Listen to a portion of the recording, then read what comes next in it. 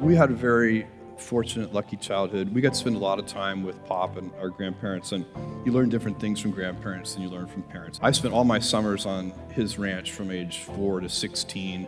He was incredibly self-reliant. You know, if you're in the middle of nowhere in a rural area, you don't pick up the phone and call somebody when something breaks. You figure out how to fix it yourself. And so as a kid, I got to see him solve all these problems and be a real problem solver. We learned a lot of things from watching him because he would take on major projects that he didn't really know how to do. There are a lot of entrepreneurs and people pursuing dreams and passions in this. The whole point of moving things forward is you run into problems.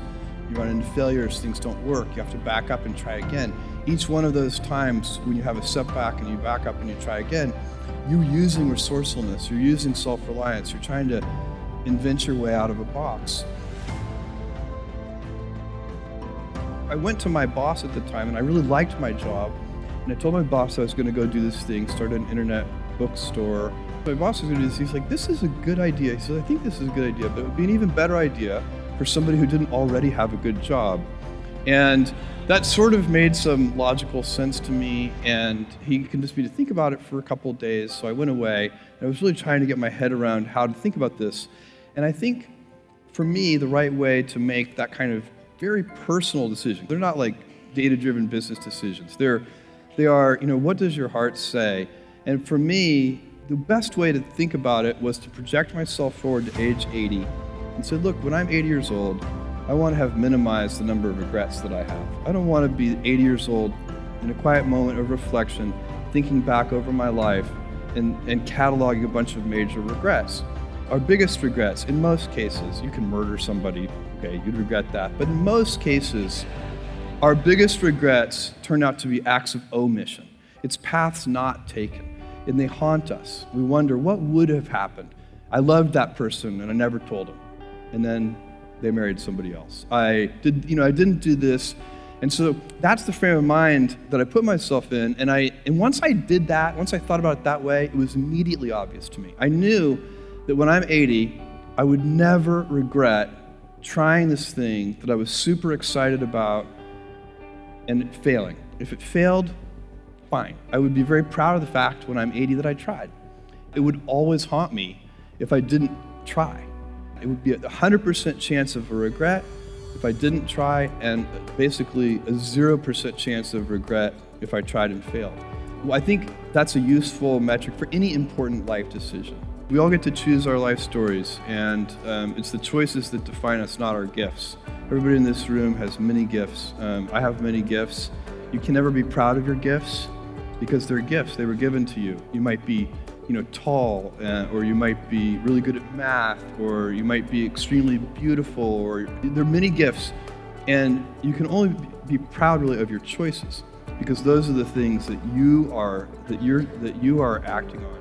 And one of the most important choices that each of us has is you can choose a life of ease and comfort, or you can choose a life of service and adventure. And when you're 80, which one of those things do you think you're going to be more proud of? You're going to be more proud of having chosen a life of service and adventure. For me, adventure is a shorthand way of thinking about that. Got it. Well, long-term thinking is a lever. It lets you do things that you could not do or couldn't even conceive of doing if you were thinking short-term. If I collaborated with somebody here in this audience and I said, look, I want you to solve world hunger, and I want you to do it in 5 years, you would properly reject the opportunity. You would say, look, it's not possible, it's not practical. But if I said, look, I want you to solve world hunger in 100 years, that's a job you'd take because it's a much more addressable problem. You can first create the conditions. You have time to create the conditions where then you can solve the problem. At Amazon, we probably do most of our things we expect to get some results in sort of 5, 6, 7, 8 years. But we find a lot of our, other companies that compete against us in various ways, they're often trying to get things done in, 2 or 3 years. If everything has to work in 2 to 3 years, then that limits what you can do. If you give yourself the breathing room to say, okay, I'm okay if it takes 7 years, all of a sudden you have way more opportunities. If you want to be an inventor of any kind, inventing a new service offering for customers or a new product or anything, being an inventor requires, because the world is so complicated, you have to be a domain expert. I mean, in a way, even if you're not at the beginning, you have to learn enough so that you become a domain expert. But the danger is once you become a domain expert, you can be trapped by that knowledge. And so inventors have this paradoxical ability to have that 10,000 hours of practice and be a real domain expert and have that beginner's mind. Have that look at it freshly, even though they know so much about the domain. And that's the key to inventing. You have to have both. And I think that is intentional. I think all of us have that inside of us, and we could all do it, but you have to be intentional about it. You have to say, yeah, I am going to become an expert, and I'm going to keep my beginner's mind. This is so important. You're always, it's a regular refrain, even at Amazon, this far into it, that it's still day one. Day one. For me, the word fellowship conjures a vision of traveling down the road together. It has more journey in it than friendship. Friendship is great and would be great too, but fellowship captures friendship and traveling that path together. My view is I don't even like the phrase work-life balance. I think it's misleading. I like the phrase work-life harmony, because I know that if I am energized at work, happy at work, feeling like I'm adding value, part of a team, whatever energizes you, that makes me better at home.